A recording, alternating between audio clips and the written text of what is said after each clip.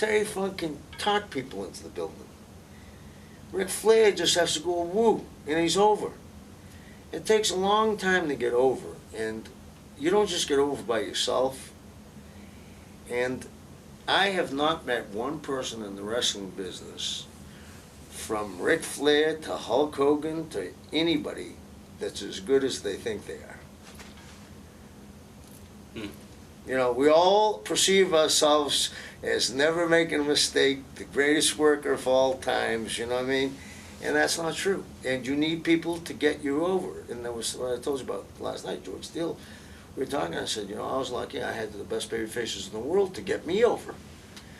Well, these young guys don't understand. They may, not that they didn't understand, it wasn't their time. But they saw they had a shot with Russo, maybe. Yeah. And so now yeah. like, oh, it's yeah. gone. Yeah. Yeah. And I can't blame them. Hey, I was the same way. I told you that before. I was the same way. You're hungry, you're young, you want to be part of the team, and you want to carry the ball.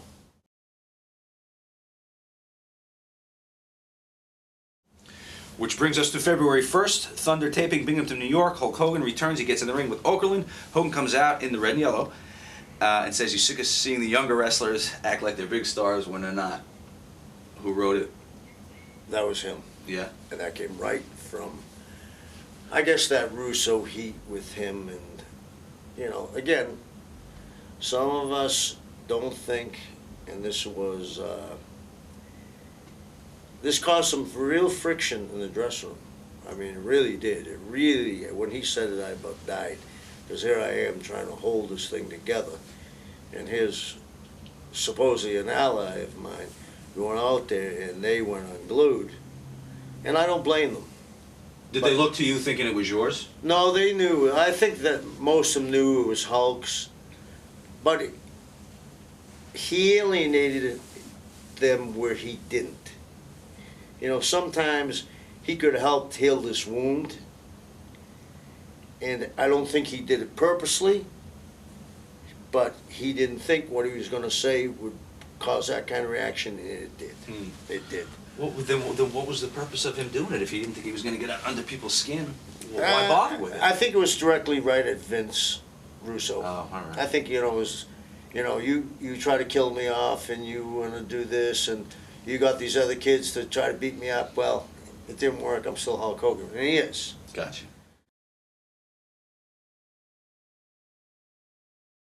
So. Speaking of unscripted promos, gets us to February 7th, and Steiner. We were just talking about that today. And Flair. If anyone doesn't know, he shook things up. He got in the ring, and he said Flair should take a cab instead of a limo. Get his crooked yellow teeth fixed. He mentioned the original Edge Boy Buddy Rogers, and said Flair couldn't steal his class. Steiner said when he watched Flair return on Nitro, he turned the channel to the WWE to watch Stone Cold, whom he said Flair had fired over jealousy. Steiner called Flair a jealous old bastard and a whole lot of other things that weren't so nice. Steiner's told not to attend and suspended without pay. Does your jaw drop when you hear this? Here's a guy ranting and raving in the middle of the ring, as big as a house, and Bill Bush tells me to go talk to him, and I got to catch him when he comes through the curtain. That's just what the job I want, okay? Go catch this guy and chew his ass out. Yeah, okay. So I go up to him and I said, what the fuck you doing? He said, I'm cutting a promo on Flair. I said, you're not working with them. You just shot a promo and you just told the people that you changed this channel. What was he going out there to do? He was gonna, whoever he was gonna work against, he was just gonna cut a promo. Okay.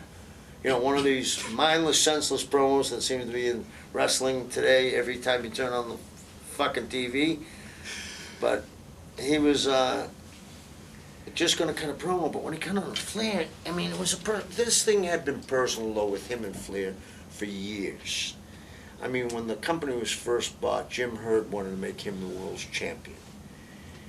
And Rick, when Scotty was a kid, took him and he wrestled him and maybe didn't give him enough. And, you know, this had been brewing in Scotty for a long time. And I think that he was told some things by Vinny. And he just went off. And it was an unfortunate thing. And you know, when I talked to him, it was like, he looked at me like, what are you talking about? I'm just, you know, kind of promoting Flair, that's what I'm supposed to do.